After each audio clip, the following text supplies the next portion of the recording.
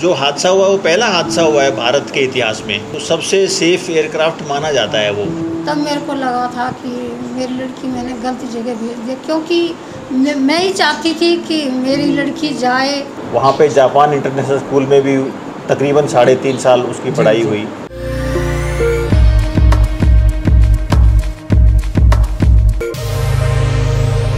आप और हम अगर चैन की नींद सो पाते हैं और आप और हम मिलकर त्यौहार मना पाते हैं, एक साथ खुशियां मना पाते हैं, तो इसका बड़ा कारण ये है क्योंकि आपको और मुझको, हमको विश्वास है कि देश के बॉर्डर पर हमारे लिए सैनिक हमारी रक्षा के लिए खड़ा हुआ है। एक ऐसे ही सैनिक थी किरण शेखावत, लेफ्टिनेंट किरण शेखावत, जो भारत की पहली महिला सैनिक बनी जो शहीद हो गई। हमारे साथ बातचीत करने के लिए किरण शेखावत के पिताजी मौजूद हैं, उनके भाई मौजूद हैं और उसकी माताजी मौजूद है। बहुत बहुत स्वागत है आप सभी का। Thank you. लेकिन आप लोग राजस्थान की खेतड़ी छोटे से गांव से आते हैं, पूरे एक बार बचपन के ऊपर थोड़ा सा बताइए हमें। क्योंकि मैं खुद भी नौसेना में कार्यरत था, तो उसका जन्म, मेरी पोस्टिंग मुंबई में थी, तो उसका जन्म 1988 1 मई मुंबई में हुआ। उसका नामकरण के पीछे भी एक कहानी है। भारत की पहली IPS अधिकारी किरण बेदी का नाम मेरे जहन में आया। उनके नाम को ध्यान में रखते हुए उसका नाम किरण शेखावत लिख दिया, और वहाँ से फिर हम दिल्ली आ गए। उसकी जो KG की पढ़ाई हमने दिल्ली में शुरू करी उसने। इस दौरान हमारी पोस्टिंग थी जापान टोक्यो में। वहाँ पे जापान इंटरनेशनल स्कूल में भी तकरीबन 3.5 साल उसकी पढ़ाई हुई। क्या आपका पहले से मन था कि मेरी बेटी जो है वो देश का नाम रोशन करे और देश की रक्षा के लिए जाए? ऐसा कुछ प्लान नहीं था, शायद उसकी माँ के दिमाग में ऐसा प्लान था कि ये कोई ना कोई बच्चा हमारा डिफेंस और स्पेशली नेवी ज्वाइन करे। किरण के अंदर कहीं ना कहीं ये चीज़ थी, जज्बा था जी, डिफेंस में जाने का। जी जी। जैसे उनके पिताजी ने बताया किरण की कि आपका मन ज़्यादा था कि मेरी बेटी जो है वो नेवी के अंदर जाए। हमने नेवी का माहौल देखा था, तो नेवी का माहौल देखा तो हमको अच्छा लगता था कि लड़कियां थी उधर, ड्रेसें पहनती थी। हाँ। फिर उसके पूरा माहौल हमने नेवी का देखा, तो मैं चाहती थी कि दोनों में से बच्चा एक जाए। इसके पापा रिटायर हुए तो एक बच्चा नेवी में जाना चाहिए, जो कि वो माहौल हमारे रहे। मैं सोचता था कि वो फिजिकली इतनी टफ नहीं है, वो ट्रेनिंग नहीं कर पाएगी। अच्छा। ऐसा मेरा मानना था। तो मैंने बोला ठीक है फॉर्म भर दो, तो उसने फॉर्म भर दिए और बाद में कॉल लेटर भी आ गया SSB के लिए। उसने उस SSB की काफ़ी तैयारी करी। उसके अंदर एक चीज़ थी कि वो कुछ करना चाहती थी तो पहले प्लान करती थी कि ये चीज़ कैसे करनी है, हाँ, और उसके बाद में उस प्लानिंग के अनुसार अपने आप को एग्जीक्यूट करती थी, अपने उस प्लान को। उसी कारण वो पहली SSB में ही रिकमेंड हो गई। उसके बाद में मेडिकल में उसको कुछ खास दिक्कत नहीं हुई। उसके बाद जो मेरा डर था कि वो फिजिकली इतनी फिट नहीं है, मैंने उसको कोशिश करी कि उसको थोड़ा फिजिकल लेवल उसका जो है वो थोड़ा सा मैं इम्प्रूव करूं। उसके लिए मैं उसको लेके जाता था वॉक के लिए, धीरे धीरे वॉक से फिर मैंने उसको रनिंग पे किया। लेकिन उसने बोला कि नहीं मैं कर लूँगी, मेरे को कुछ खास दिक्कत नहीं है। 2012 ट्रेनिंग पूरी की विशाखापट्टनम में, मेरे ख्याल जो पहली पोस्टिंग हुई। इसके बाद गोवा में एक पोस्टिंग थी उनकी, जिस दिन ये हादसा हुआ, मार्च 2015 की बात है जी। तो उससे पहले आपकी बातचीत हुई? नहीं, ये जो हादसा हुआ ये 24 मार्च को हुआ है। 22 मार्च को उसकी मदर से बात हुई उसकी। और रही हवाई जहाज़ की बात, तो हाँ आपकी बात सही है कि जो एयरक्राफ्ट है डोर्नियर, हाँ, वो जो हादसा हुआ वो पहला हादसा हुआ है भारत के इतिहास में। तो सबसे सेफ एयरक्राफ्ट माना जाता है वो 90 में, क्योंकि वो पानी पे भी उतर सकता है, ज़मीन पे भी उतर सकता है, और इमरजेंसी हो तो वो रोड के ऊपर भी उतर सकता है, खेत में भी कहीं भी उतार दो उसको, वो वेरी इजी। तो कोई मतलब ही नहीं था कि ऐसा हो, लेकिन शायद होनी को मंजूर कुछ और था, तो वो हादसा हुआ। सर ने बताया आपकी बात हुई थी उड़ान से पहले, एक दिन पहले जी। क्या बात हुई मैम उसमें? एक दिन पहले हुई थी क्या कि उसके बहन की शादी थी जी, अंकल की लड़की की जी। तो उसके बारे में शादी में आई थी वो, शादी में आई थी तो अपने राजपूतों में सभी गहना पहनते हैं, अपने ड्रेस पहनते हैं। तो उसकी शादी हरियाणा में हुई थी, हरियाणा में हुई थी तो उन्होंने बोला कि हमको गोल्ड ज़्यादा नहीं चाहिए, तो हमने उनका गहना राजस्थानी गहना कम बनवाया था। तो जब शादी में आई तो सभी ने वो गहना पहना हुआ था राजस्थानी, तो मैंने कहा कि देखो सब ने पहना हुआ है, आपने कम पहना हुआ है, मेरे को अच्छा नहीं लग रहा, तो इस बारे में मैं बनवाना चाहती हूँ आपके लिए। तो उसने बोला नहीं मैं कहाँ पहनूँगी ये गहना। तो वो इसी बात पे हमारी 2-3 दिन तक बहस होती रही कि नहीं मैं बनवाऊंगी, वो बोलती नहीं। फिर उसने लास्ट में ये बोला कि नहीं ठीक है आप कितने में बनेगा, तो मैं बोली 1.5 लाख के करीब बनेगा, 2-4 चीज़ें हैं जो और तो आपके पास है। तो वही हमारी बात हुई थी।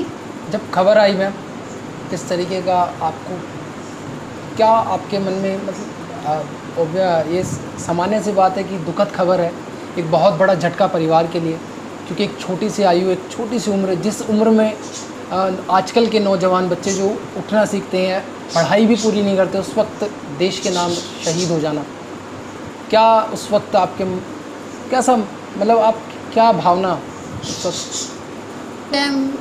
मेरे को तो ये लगा था कि मेरी बेटी इस दुनिया में नहीं है।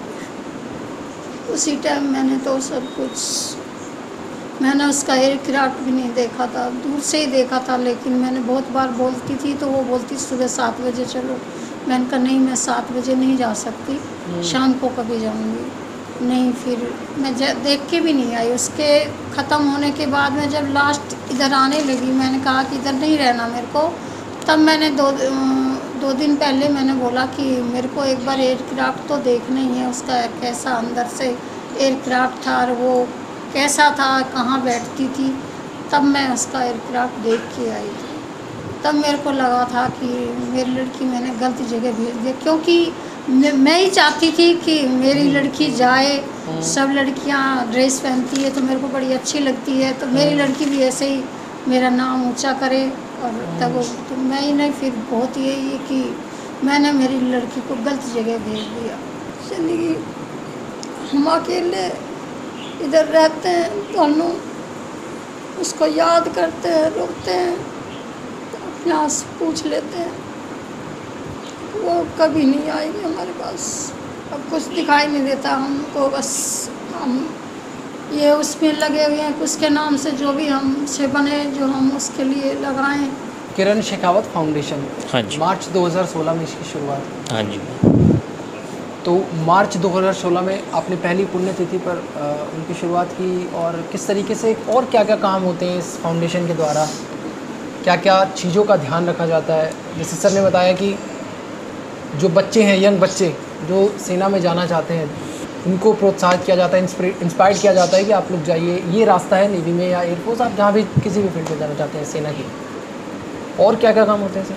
बेसिकली मेन काम तो ये होता है कि जो गवर्नमेंट स्कूल्स में, अगर मैं 3-4 स्कूलों से जुड़ा हुआ हूँ, गवर्नमेंट स्कूल्स हैं, हाँ, तो जहाँ मुझे लगता है कि इस स्कूल में इस थोड़ा सा यहाँ पे कुछ इम्प्रूवमेंट हो सकता है, हाँ, उसको मैं उसके जो स्टाफ है उनके साथ मिल के बात करता हूँ, और वो जो इम्प्रूवमेंट अगर वो बोलते हैं कि हाँ हमें चाहिए ये इम्प्रूवमेंट, तो मैं फाइनेंशियली उसको सपोर्ट करता हूँ। स्पेशली जो स्कूल्स हैं ये गर्ल्स के स्कूल्स हैं ये, हाँ, हाँ, तो वहाँ पे किसी चीज़ की कोई इंफ्रास्ट्रक्चर की ज़रूरत है तो उसको भी मैं सहयोग करता हूँ। जैसे मालूम चला कि हमें कि आपने जब उनके लिए कोई कार्यक्रम अपने गांव में किया था, उस वक्त डीएम आए, वहाँ के सरपंच वगैरह जो भी मतलब वहाँ के अधिकारी थे वो लोग आए और आपसे कुछ वादा किया कि स्कूल इनके नाम करेंगे। इसके अलावा बताया गया कि खेल स्टेडियम, या फिर खेल स्टेडियम की बात हुई कि उनके नाम किया जाएगा, लेकिन ऐसा कुछ नहीं हो पाया। आज 6-7 साल हो गए इन बातों को। गांव वालों ने एक रिक्वेस्ट रखी थी कि सर हमारे जो खेल मैदान हमारे गांव में जो आने वाला है, जो खेल मैदान के लिए ज़मीन एक्वायर की है, चिन्हित की है, उसको किरण शेखावत के नाम से नामकरण किया जाए। तो डीएम ने बोला था हाँ कर देंगे, ऐसा है। हाँ, और एसडीएम आए फिर उन्होंने पूरे जो भी डॉक्यूमेंट्स हैं मेरे से लिए, और वो डॉक्यूमेंट्स आगे शिक्षा विभाग में भेजे। सैनिक कल्याण अधिकारी से भी उन्होंने रिमार्क्स लिया, और वो education department, district education department में भेजे। तो मैंने सोचा कि ये प्रोसेस चल रही होगी। फिर 1 साल बाद जब मैंने पता किया तो जो शिक्षा अधिकारी हैं डिस्ट्रिक्ट के, उन्होंने बोला कि हमारे पास ऐसा कोई चिट्ठी नहीं आई, कोई लेटर नहीं आया। जबकि मैंने उनको रेफरेंस भी दिया, ईमेल भी करी, टेलीफोन पे भी कई बार बात करी, लेकिन उन्होंने लिखित में मुझे कभी नहीं बताया कि कैसा कोई चिट्ठी हमारे पास नहीं आई है या आई है, इसका कोई प्रावधान है, हो सकता है, नहीं हो सकता है। लिखित में उन्होंने कभी मुझे नहीं दिया। एजुकेशन डिपार्टमेंट का जो रिस्पांस था वो मुझे अच्छा नहीं लगा। ऐसा नहीं होना चाहिए। अगर आप कर सकते हैं तो बोलिए कि हाँ करेंगे हम, और कर दीजिए, नहीं तो मना कर दीजिए कि ऐसा कोई प्रावधान नहीं है। झूठा आश्वासन नहीं देना चाहिए। क्या सुधार होना चाहिए? सबसे पहले तो यही है। किरण जो है वो मेरी पहचान बन गई है। मुझे बड़ा गर्व फील होता है जब मैं कहीं जाता हूँ और मुझे किरण के फादर के रूप में इंट्रोड्यूस किया जाता है, सम्मान दिया जाता है, तो वो मेरी पहचान है। उस पहचान को लेके ही मैं फाउंडेशन के अंदर काम कर रहा हूँ। कभी भी ये नहीं सोचना चाहिए कि बेटा है तो वो पढ़ सकता है जयपुर जाके, बेटी नहीं पढ़ सकती, ऐसा नहीं है। बेटी भी जयपुर जाके पढ़ सकती है, अगर गांव में वो चीज़ अवेलेबल नहीं है तो पूरा सपोर्ट करना चाहिए। और जब तक हम सपोर्ट नहीं करेंगे, पेरेंट्स सपोर्ट नहीं करेंगे, लड़कियां और आगे नहीं बढ़ पाएंगी। तो लड़कियों को सपोर्ट करना शुरू कर दिया तो वो आपके जो लड़के हैं उनसे अच्छा निकल जाएंगे, परफॉर्म करेंगी, और वो आप माँ बाप का नाम रोशन करेंगी। कैसी लगी आपको ये पेशकश ज़रूर बताइएगा कमेंट सेक्शन में। इस वीडियो को ज़रूर लाइक कीजिएगा, और ऐसे तमाम इंटरव्यूज़, तमाम जो लोग हमारे देश के लिए कहीं ना कहीं इस देश को आगे ले जाने के लिए काम कर रहे हैं, उनसे हम आपको मिलवाते रहेंगे।